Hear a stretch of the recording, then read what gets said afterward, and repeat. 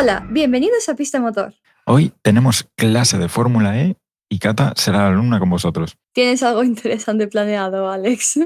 Es Eh, que me da gracia porque sí que estoy de alumna, pero como que, no sé, vengo preparada, pero al mismo tiempo para nada. Creo que tú vas a iluminarme de muchas formas, literalmente, baduns. bueno, De Fórmula E. esa era mi electrizante. Iba a decir intuición, pero no, porque No, no sé. Creo que me he sobrepasado con mi chiste, incluso. Me he sobrepasado tanto que ya no sabía ni lo que decir. Pero bueno, hoy enhorabuena. venimos aquí a hacer una pequeña introducción y resumen a lo que viene siendo la categoría de la Fórmula E, que debutó allá en el 2014, creada por Jean Todt, ex jefe de equipo de Ferrari, y Alejandro Agag, que es más conocido por su vida como empresario, que decidieron fundar esta categoría. No voy a hablar tanto del histórico, vamos a hablar un poquito de Mm, lo que hay ahora para alguien que entre Sí, es buena y idea. comentar también cuando esté, a medida que vaya explicando y tal, y tú me vayas haciendo preguntas y que podemos tirar para cosas un poquito de hemeroteca, por así decirlo. Vale, vamos a empezar partiendo de que los coches con los que se corre actualmente son la tercera generación de coches. Es decir, hemos tenido dos modelos previos con sus distintas características, problemas sobre todo, a los cuales nos hemos ido viendo acostumbrados hasta que nos hemos encontrado con esta tercera generación, esta temporada, que es unos coches bastante consistentes. Tienen buen rendimiento, tienen velocidad por fin, pueden aguantar carreras largas y pueden aguantar más golpes, un tipo de carreras como mucho más de contacto, como si fueran turismos incluso. Vale. Veníamos de que las dos generaciones previas eran coches de casi 5 metros y medio, 5,3 metros la generación 1, 5,100 la generación 2, y ahora ya tenemos coches mucho más cortitos, justo de 5 metros, y mucho más estrechitos. O sea que mucho mejor también para poder mover el coche y no tanto peso también para la propia batería, ¿no? Correcto. Esa es otra de las cosas. Las baterías se han mejorado muchísimo. No te tengo datos de lo de este año, pero la primera generación, el coche completo eran 920 kilos con una batería de 450, porque en coches eléctricos es lo que más pesa la batería. Sí, claro. Generación 2, que eran solo 900 kilos, y ya la batería era de 380 kilos, ya era muchísimo menos, eran casi 100 kilos menos. Y ahora estamos hablando de coches de 840 kilos. No sabemos el peso de la batería, pero son coches que la batalla es más pequeña, son más pequeños. También son coches mucho más potentes. Empezamos con la generación 1, que fueron coches de 200 kilovatios. Pasamos a la generación 2, que eran 250. Y ahora la generación 3 tiene la potencia en sí son 350 kilovatios.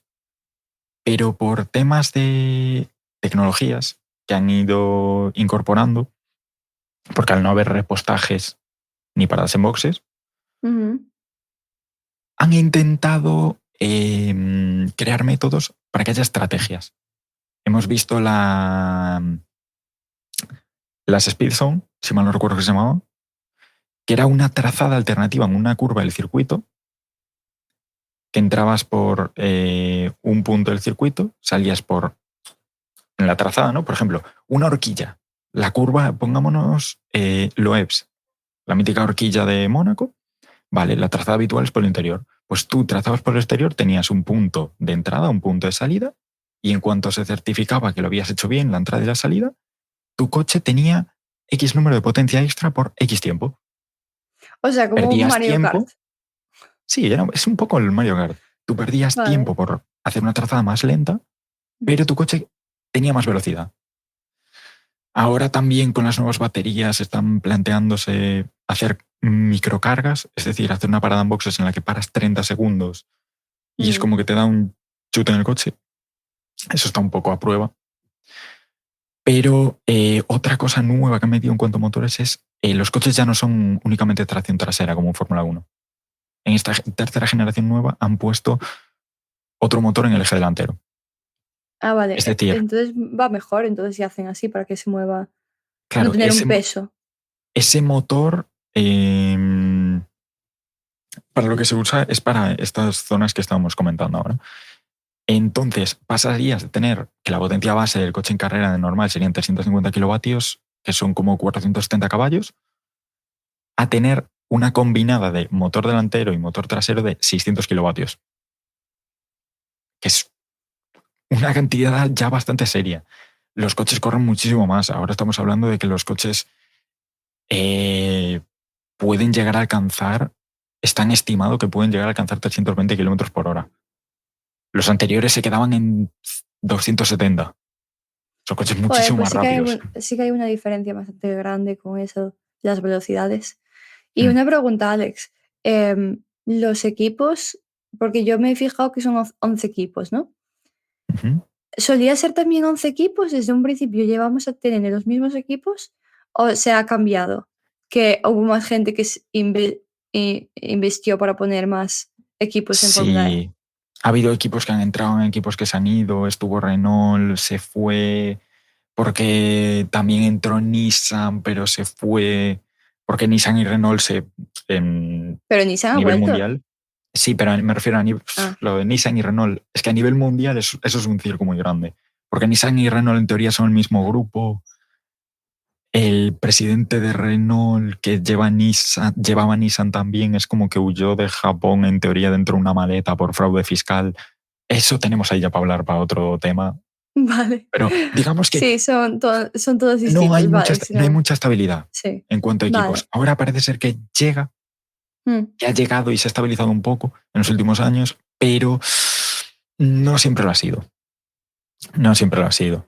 Y Fórmula Uno Eh, tiene el equipo que o sea, la Fórmula E tiene un equipo que quiere entrar también en la Fórmula Uno, que es Andretti. Correcto. Está ahí Andretti. También tenemos equipos de Fórmula 1 como McLaren y tenemos equipos que en parte han dejado la categoría para irse a la Fórmula 1 como es Audi.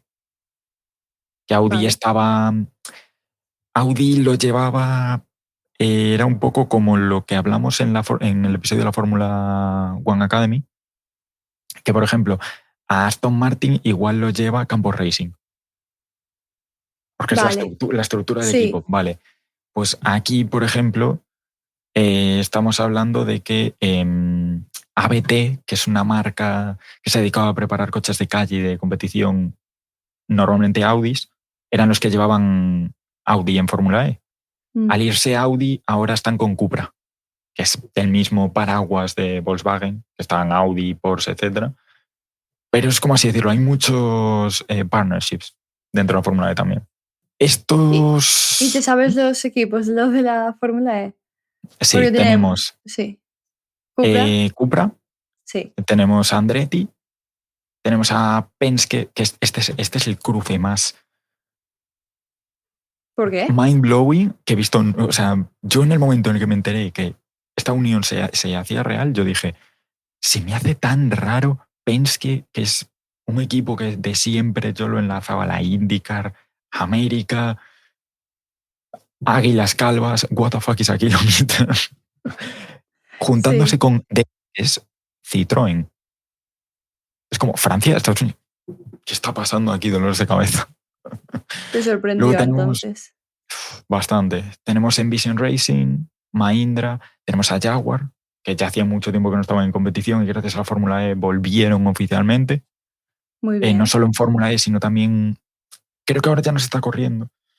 Había una categoría de soporte de la Fórmula E que era la Jaguar E-Pace, que eran con el Jaguar E-Pace de calle, que es un sub, es un monovolumen eléctrico. Hicieron como una serie monomarca. Como si fuera la Porsche Supercup en la Fórmula 1, pues hicieron Sí, un intento. No les salió muy bien. Luego tenemos Maserati, tenemos McLaren, tenemos Nissan, NIO, que es un fabricante no es solo una escudería como Mahindra mm, o Envision, es un fabricante chino de coches eléctricos y actualmente tienen, por ejemplo, con su coche de calle, no es de calle, es una vale, sé locura, muy pero entre comillas, vale. tienen esta gente, a pesar de que dices tú, un fabricante chino, no, esta gente tiene el récord del Nürburgring Nordschleife, que es donde van todos los fabricantes del mundo a probar sus coches. Los mejores coches del mundo se testean ahí y tiene el récord de vehículos eléctricos. Así que saben hacer las Es cosas bien. importante, sí. Sí. Y Y por una último, pregunta, ¿por qué ¿Mm? NIO se llama NIO 333, perdón? Es un poco Es porque es un como nombre chulo, ya está. Neon McLaren. No, es por Ah, alguna de las marcas que le patrocinan se unen al nombre. debe de tener algo de ese, claro. Por ejemplo, ABT Cupra es por una unión. DS Penske es por otra unión. Lo de NIO puede ser por eso. Tag Heuer, por ejemplo, que es el nombre que va delante de Porsche, Mm, Tag Heuer no tiene nada que ver con el mundo del automovilismo. O sea, tiene que ver, pero no se dedican a ellos, una marca de relojes. Es como el title vale. sponsor. Sí, sí. Es como ¿Tienes si en Fórmula Casio Uno ahora claro? subiese es como si Casio fuera Casio McLaren. Correcto. Es Vale. como, por ejemplo, cuando te ponen en la Fórmula Uno es el 33 Heineken Grand Prix de Spa-Francorchamps, por Mm, ejemplo. No es que se corra en ese país de Europa llamado Heineken. Es un title sponsor.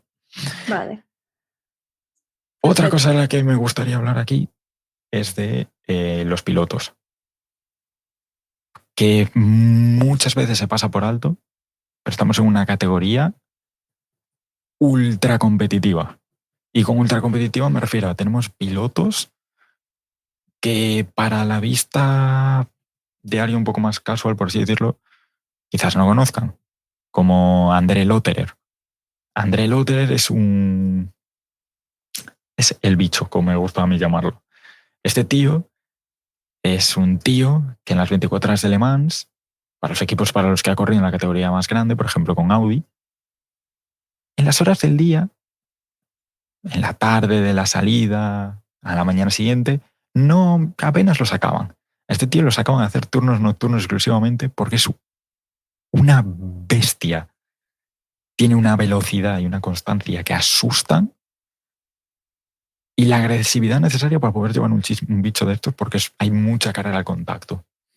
Tenemos una cantidad muy grande de expilotos de Fórmula 1. Tenemos a Roberto Meri, que ha entrado ahora en Mahindra a final de temporada y se queda en principio para la temporada que viene. Corrió en Fórmula 1. Tenemos a Lucas Di Grassi. Tenemos a Stoffel Van Dorme, expiloto de McLaren. Tenemos a Jan-Eric Bern, que también ha pasado por la Fórmula 1. Tenemos jóvenes promesas que esperemos que algún día lleguen a la Fórmula 1, como son Dan Ticktum. Tenemos también a Maximilian Ganzer, por ejemplo. Tenemos otros pilotos veteranos como René Rast, que también es muy conocido en el mundo de la resistencia. Tenemos pilotos que están luchando por dar aquí una buena imagen y volver a la Fórmula 1.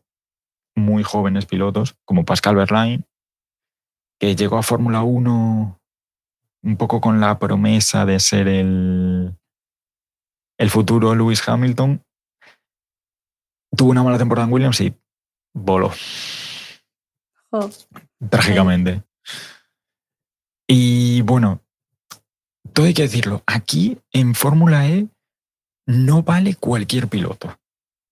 A pesar de que esté la concepción de son lavadoras con ruedas, no son pero coches de ¿por qué carreras no de verdad. vale cualquiera? ¿Es por culpa del peso del coche? ¿Es por culpa de la tracción? ¿Qué es lo que La hace categoría que en sí.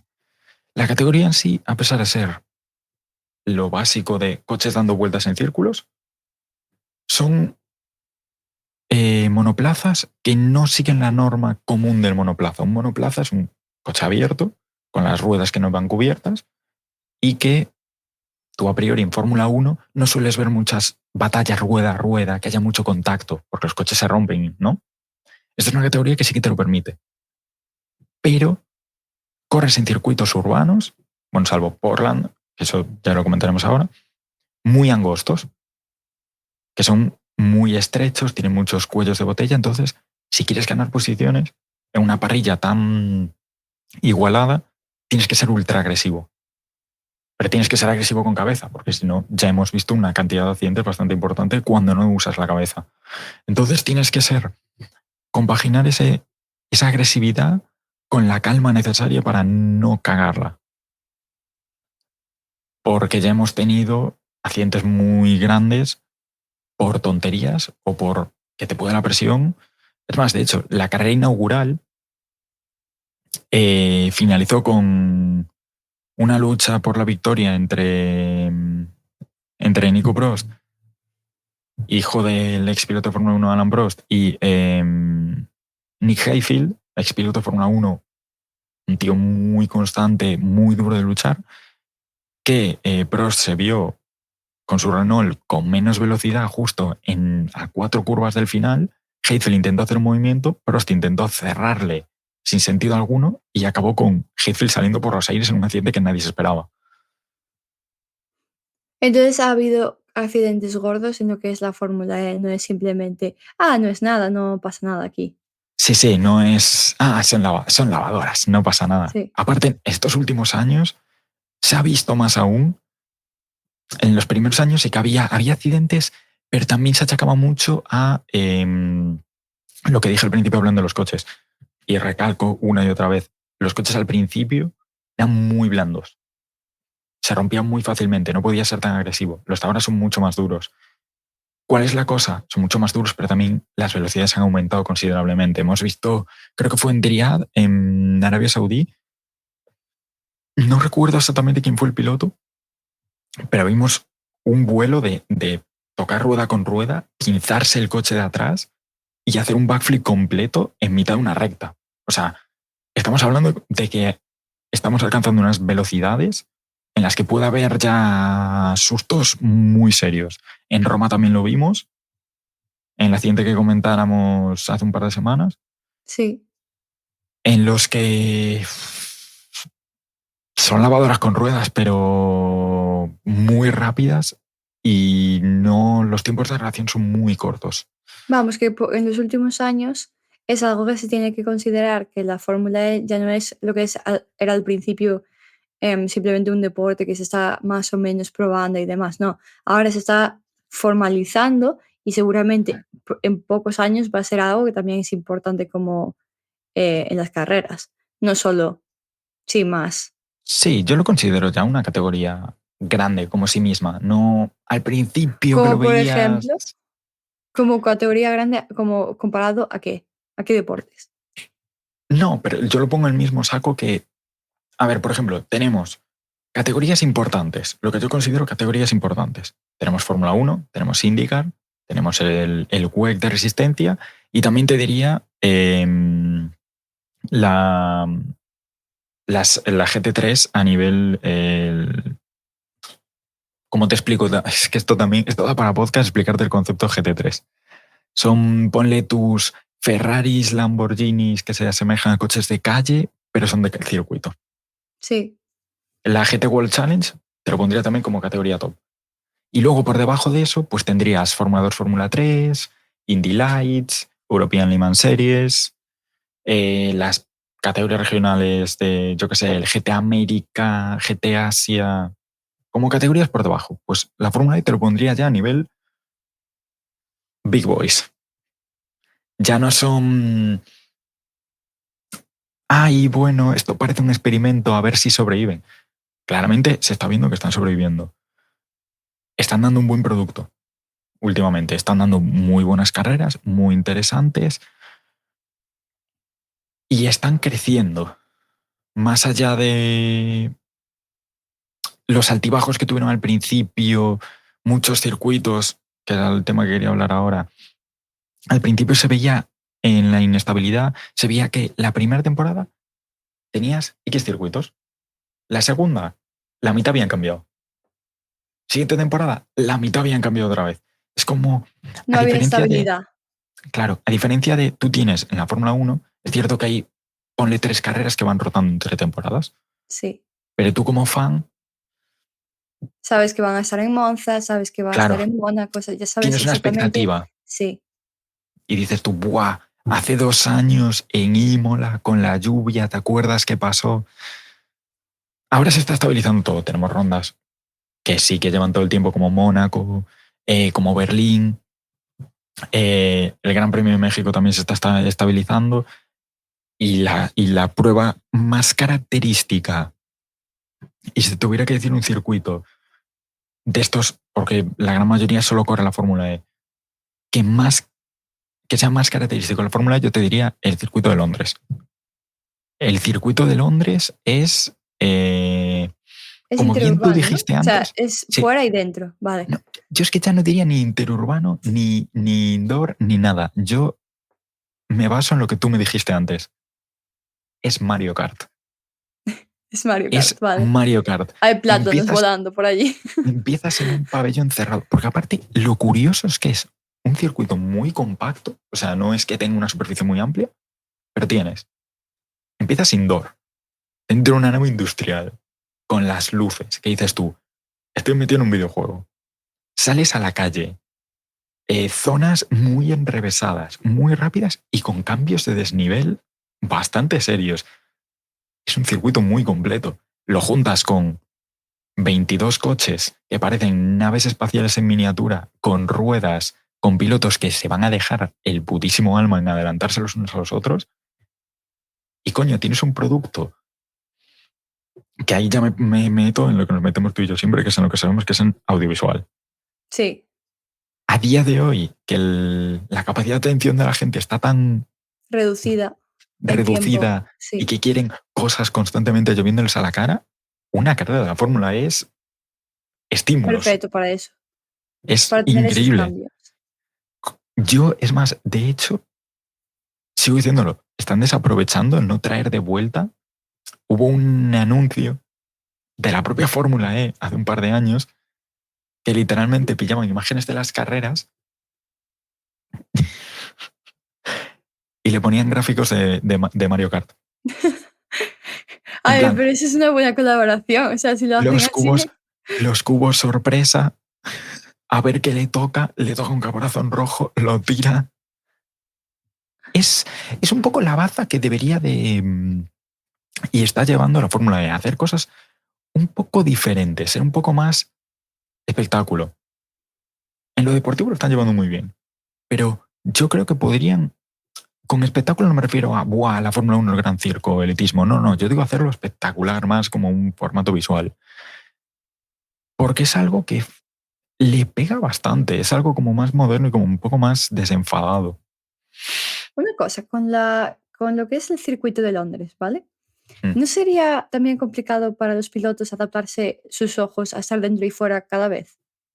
Y lo es, y lo es como de lo que se quejan muchos pilotos, si te fijas en la Fórmula 1, en Monte Carlo, se quejan muchos pilotos en días nublados, no, pero en días muy soleados, entras en el túnel, vas a 300 por hora en el túnel y sales de túnel y literalmente es como si te encendieran la Un bat foco. señal en la cara Sí. y te quedas ciego por unos segundos. Pero se nota ya cuando están poniendo la cámara de dentro del coche que hace ese mismo efecto también la propia cámara. Claro, te tienes que adaptar a la luz y aquí les pasa lo mismo. Y también te digo, no tiene que ser, o sea, tiene que ser una sensación, definitivamente una sensación es, no soy buena o mala, tiene que ser la hostia, yo creo. Ir en un cacharro, porque quien piensa que los Fórmula E no hacen ruido, que vaya a la consulta del dentista un par de veces más, porque esto suena como el zzzz de cuando te están en el dentista, ¿De verdad? pero por mil. Guau, pues, Suenan bastante. y entonces no puede ser irritante para gente ir a escucharlo, o sea, ir a verlo y que se lo escuchen. No, porque ten en cuenta, no es así constante. Acelera. Tiene una... Ahí me iba a poner ya con mis cosas de ser el chaval que hizo bachiller por ciencias. Hay una curva, es exponencial cuando aceleran, pero tiene su ruido. Y otra cosa que impacta es el ruido de los neumáticos en sí. Que tú en Fórmula 1 no te das cuenta, pero hacen ruido. Los neumáticos salir por la carretera hacen ruido. Entre el ruido que de esos coches haciendo ese ruido tan extraño dentro de un pabellón cerrado a 200 kilómetros por hora, con luces pasándote por todos los lados y de golpe estás en la luz del sol, como piloto tiene que ser rarísimo. Tiene que ser súper extraño. Sí, y no solo eso, sino cambiar de conducir un Fórmula E a otro tipo de coche, o al Mm. revés. De hecho, en Fórmula E, por ejemplo, voy a hacer referencia a otra cosa que es súper extraña de los pilotos para adaptarse a la Fórmula E, y es que lo explica perfectamente Driver61 en un vídeo de YouTube, que él es un expiloto de carreras, y tiene un vídeo que se llama Why No One Wanted to Lead This Race. ¿Qué pasa con la Espera, Fórmula léelo E? más lento, que me he perdido. Y dice, wow, wow, wow, wow, y... Why no one wanted to lead this race. Es decir, Vale, ¿por qué ahora nadie sí, porque quería nadie liderar quería esta empezar. carrera? Sí. Liderarla. ¿Qué pasó? No hay reportajes. Tienes la energía que tienes. Obviamente, estos coches, para darle más vidilla, tienes la cantidad para correr. Allá tú como gestiones es la cantidad que te dan. Tienes que llegar al final de la carrera. Obviamente, como en otras categorías con el combustible, tú si vas a rebufo de alguien, se te reduce el drag, mejora tu aerodinámica y tu motor tiene que hacer menos fuerza para ir a más velocidad. Entonces, consumes menos. ¿Qué pasa en la Fórmula E? Que se dan casos de ciclismo en algunos circuitos. Es decir, va el pelotón de coches, pero el que va adelante no quiere ir delante. No quieres ir abriendo el grupo sin rebufo porque vas a estar gastando más. Entonces, al final de carrera, cuando quieras abrirle zapatilla e intentar escapar de ir a por la victoria, vas a estar jodido, vas a tener menos energía para ti. Entonces, pasa un poquito eso. Es también un poco el fenómeno que pasa en la NASCAR. No quieres ir delante toda la carrera porque te vas a cargar los neumáticos y te vas a cargar tu carga de combustible o energía. Y son cosas que tienen que complicarte bastante la vida si nunca has corrido en Fórmula E y de golpe te plantas tú que estás en primera posición y dices tú, mierda, Como que no quieres ya ni estar en la primera. se Es me como que acaban tienes las que hacer un pilas. poco la jugada, sí. Tienes que hacer jugada de ir para abajo y para arriba, pero que en lo último sí que puedas llegar a ir de primeras, ¿no? Sí. Y otra cosa que me gustaría decir, porque no entiendo por qué la gente comenta esto, que dicen que no, pero es que la Fórmula E crea espectáculo falso. Y esto me lo tiene dicho gente que le gusta la Fórmula 1. Es que claro, es que se pueden adelantar más y tal, porque es que los coches son muy lentos. Bueno, ya ha quedado claro en lo que hemos dicho que no son lentos. Y porque es más fácil que haya esas carreras interesantes en un circuitos urbanos. ¿Qué pasó? En Portland, Estados Unidos, no corren en un circuito urbano, corren en un circuito convencional. ¿Qué pasó? Un carrerón que flipas y se pudieron adelantar. ¿A qué se debe? A que si tú ves un Fórmula 1 un Fórmula E actual, asumámoslo, te puede gustar más o menos. Pero son coches muy simples. Casi no tienen alerones, los que tienen son formas muy simplificadas. ¿Qué pasa? No produces el aire sucio, que es lo que por el cual la Fórmula 1 actual no se pueden seguir tan bien de cerca, o si se pueden seguir de cerca, en cuanto pierdes el rebufo te quedas sin velocidad. Entonces, claro, no tienes DRS, tanto los coches iguales, no tienes aire sucio, son karts sobredimensionados y eléctricos. Es una jornada de karting. Por Vale. eso es que es Mario Kart. Es Mario Kart, es que no puedo decir nada más. Entonces sí que hay espectáculos, simplemente es diferente tipo para las personas que igual a ellos les gusta más el concepto motor y demás cosas. O sea, es un poco el concepto más clásico y más videojuego, ¿no? Mm, Una cosa así. mm, Que a algunos les gusta más una cosa, yo qué sé, jugar fuera, en la calle, y otros es más, bueno, vamos al ordenador. mm. A ver, que Aún haces deporte, en yo la mente siempre he aún sido haces, sí. y siempre soy, jaja, coche goes brrrr. Pero Qué oye, emoción. que a mí me da igual que el coche haga más ruido o menos ruido. Si me das carreras, si me das buena competición en pista, perfecto. Es como si, yo qué sé, le pones un V10 a los Fórmula 1 actuales. Joder, qué bien suena. Es el coche más bonito que suena del mundo. El producto en pista va a ser bueno igualmente. Voy a tener buenas luchas en pista, distintos campeones, 4 o 5 personas jugándose el título a falta de 2, 3 carreras. Entonces, yo eso es lo que valoro. Y lo que valoro mucho es que se han dado muchas hostias en los de la Fórmula E, hostias metafóricas me refiero, y han sabido revolverse y aprender a cambiar y mejorar. Además, sinceramente, para mí fue el concepto de, por lo que he visto en los últimos años, estaban todo el tiempo diciendo, como haciendo la comparación ahora cada vez con la Fórmula Uno, ¿no? Porque es lo que más sabemos de ello, más que en Fórmula E, por lo menos para mí, ¿no? Por ejemplo, siempre es la época 2023, 2022, 2021. Mientras que yo he visto en cada año de la Fórmula E que era 2021, 2022, 2022, 2023. ¿Por qué hacen eso así? Es cierto que hubo algún año que sí que fue así,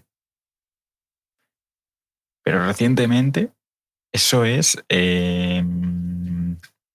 Decoración ahora, en vez de, en verdad que No, por empiece en ejemplo, mira, 2022. mira, por ejemplo, es que es bastante gracioso. Es bastante gracioso porque el calendario de la temporada que viene, de la temporada 10, por ejemplo, la primera carrera es en 13 de enero. Se corre el 13 de enero en México. Vale, entonces, ¿por qué es la temporada 2023-2024? Porque cuentan los test de pretemporada en Valencia del 23 al 27 de octubre. No, en serio, es por eso que empieza así. Vale, ahora entiendo. También te digo, son test de pretemporada del 23 al 27 de octubre, cuando tienes noviembre, diciembre parado y empiezas en enero. Pero se puede ver. Los test Sí. habitualmente no. Entonces, ¿por qué se Hay sincroniza en lo imágenes, que es el calendario? hay imágenes y cobertura. A ver, en la Fórmula 1 no siempre puedes estar asegurado que te vayan a dar los test de pretemporada. No siempre los han dado, ni siempre los dan, porque hay veces en que, yo qué sé, por el año, por el circuito, no les apetece. Pero oye, supongo que cosas que van pasando. Claro, El pero eso calendario fue en del... cada año. En cada año hacen así. O hubo veces que Hubo empezó algún año que tipo sí que... Sí, hubo antes. algún año que empezó en octubre la temporada. Un poco Vale. futbolero eso, la verdad. Sí, Y otra pero cosa que quiero sí. comentar... Bueno, di antes tú. No, no, sí, iba a decirte, pero también me parece curioso que es como, por ejemplo, ahora que ya hemos terminado lo que es el mundial, por así decirlo, y ha sido enero a, ¿qué? Agosto, julio. Y no Mm, es como, va como la Sí, Fórmula acabo en 1 que julio. empieza tipo febrero, marzo a ahora en octubre, noviembre, ¿no? Mm. Es interesante Son como fechas más las compactas. fechas. Sí, Claro, es un calendario más compacto. Por ejemplo, lo que tenemos actualmente de calendario de la Season 10, ¿no? Empezamos la temporada el 13 de junio en México, pasamos a Arabia Saudí, a Riad, el 26 y 27 de enero. Luego hay dos fechas en febrero que no están confirmadas aún. Hay tres fechas en todo el calendario, dos en febrero y una en mayo. Se rumorea que la de mayo puede ser un circuito en España. No se sabe si Jerez, que es donde hacen los... O las sea, pruebas. Cheste, que es Ah, donde hacen las pruebas de pretemporada, o si igual es Jerez o igual es un circuito urbano, no se sabe. Después de estas 2 de febrero se va a Sao Paulo, en marzo, 16 de marzo. 30 de marzo Tokio, que tengo curiosidad de ver ese circuito. Volvemos a Roma, que es donde hemos visto el accidente grande hace un par de semanas, el 13 y 14 de abril. Gran Premio de Mónaco el 27.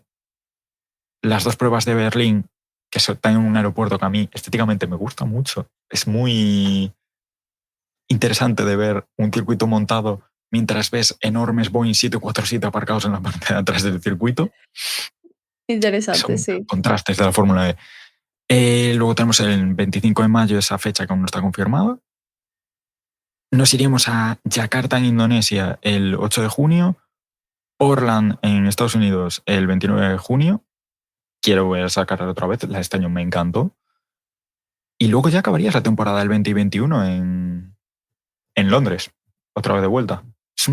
Es muy compacto y no ves tantos saltos extraños de... De saltos entre países, en verdad. Sí, Es como sí, que va no, muy, claro, tiene mucha coherencia.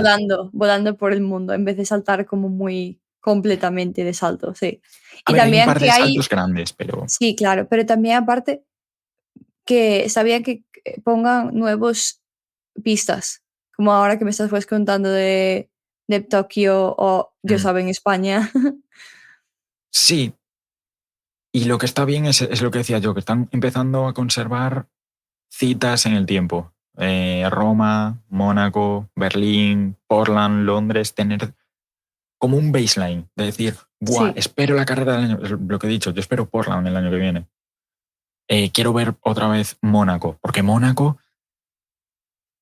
mola mucho ver coches adelantándose en Mónaco y no ver una procesión y simplemente disfrutar de la clasificación del sábado. sí, Es claro, por el tamaño del coche está muy bien poder ver eso. claro. Y es eso. Entiendo también que las fechas, bueno, lo entiendo y me sorprende lo bien compacto que es el calendario, teniendo en cuenta que la gran mayoría, salvo Portland, son, y no sabemos si alguno de los que están en To Be Determined, son circuitos urbanos. Ya no te estás metiendo en logística de mover todos los coches y los equipos. No, no, estamos hablando de coordinarse con las ciudades para cortar la ciudad, tráfico real de la ciudad. Sí, eso es bastante Está fuerte, muy bien preparado. sí. Bueno, que se pueda hacer eso está genial, Alex. Aparte, creo que esto es una buena manera de conocer a la Fórmula E de primeras, porque muchas veces creo que tenemos, sí, la idea, como dijiste tú, de no se mueven, tienen problemas con la corriente y demás para continuar con el coche. Y más que nada creo que es un avance más que, para los coches, no solo en la Fórmula E, pero en otros puestos de que digan, vale, esto funciona y esto no funciona. Mm, Y después también darle otra oportunidad a otros 10 11 12 no me acuerdo cuántos pilotos, para 22. no, claro, son 22 pero puede ser también subiendo y bajando Sí. los equipos, dependiendo de que también sea, entre comillas, deluxe de de la Fórmula E. No van a Mm, llegar a un momento que digan: "Esto va a ser el máximo", ¿no? claro. De equipos. Y ese avance que se puede ver está genial, aunque después haya gente que no le guste, que está bien que haya gente que no le gusta. No mucha gente tampoco le gusta estar en el ordenador, y es como una forma de respetar. La cosa es no desinformar de lo que es el deporte. Yo lo último que quiero decir, ya para concluir, es para sumarlo todo en un dato, una estadística, combinando los circuitos, que yo no soy muy fan de muchos de ellos, por ser demasiado angostos para la velocidad de los coches, lo que sea, pero el tema de cómo están hechos los circuitos de diseño, cómo están hechos los coches y los tipos de pilotos, solo voy a decir que el EPRIX de Berlín, ¿no?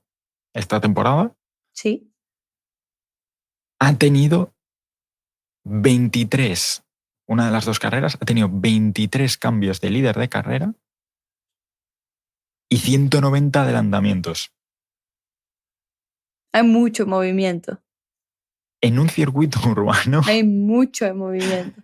190 adelantamientos en un circuito urbano es estar hablando de números de la IndyCar. Y en la IndyCar hay paradas en boxes y esos adelantamientos se cuestan, esos cambios de posición cuentan También como se cuenta, adelantamientos. sí, Claro, son palabras mayores esto que tenemos aquí. sí, porque ellos ya no tienen esa parada, entonces ya ni se Claro, cuenta. claro. Eso es increíble, estaría muy bien. Bueno, pues esperemos que vaya muy bien.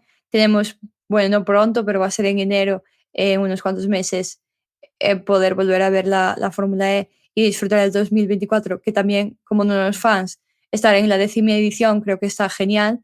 Alex, ¿tú opinas lo mismo? ¿Tú dirías que animarías a la gente a verlo? Sí, sobre todo ahora que se ha estabilizado mucho más la categoría, hay espectáculo constante y tenemos un buen producto en pista, yo animaría a cualquiera a verlo porque es quizás de las competiciones de motor más amenas para gente nueva que entra. Perfecto. Bueno, muchas gracias, Alex, por darnos esta clase interactiva, por así decirlo, de la Fórmula E. Más adelante esperemos hablar más de la Fórmula E, obviamente, pero es una forma de que también ahora bien que han terminado el 2023 con sus carreras y también podamos ver en unos meses la próxima generación, por así decirlo, de lo que se viene, podamos nosotros también decir, mira, esto es lo que es y podéis disfrutarlo o podéis darle un día de decir, bueno, me gustaría ver igual la carrera, como dijiste tú, de Berlín. Hmm, sí. Bueno, y muchas gracias. Alex, ¿tú dirías de que quieres hablar con nuestros oyentes en Twitter? Sí. Y también decir que esta clase de episodio lo vamos a hacer más a menudo con otras categorías. Supongo que el siguiente será la IndyCar, Sí, porque estoy más calentito que yo que sé con la Indy. Y eso es lo que le ya dije va a a ser más Catalina. largo. Le voy a soltar una chapa, que no sé si os va a gustar, me vais a odiar, si vais a aprender algo, pero creo que es algo que tengo. Vale. Bueno, perfecto. Muchas gracias por escuchar este episodio y nos vemos para la próxima semana. Adiós. Chao, chao.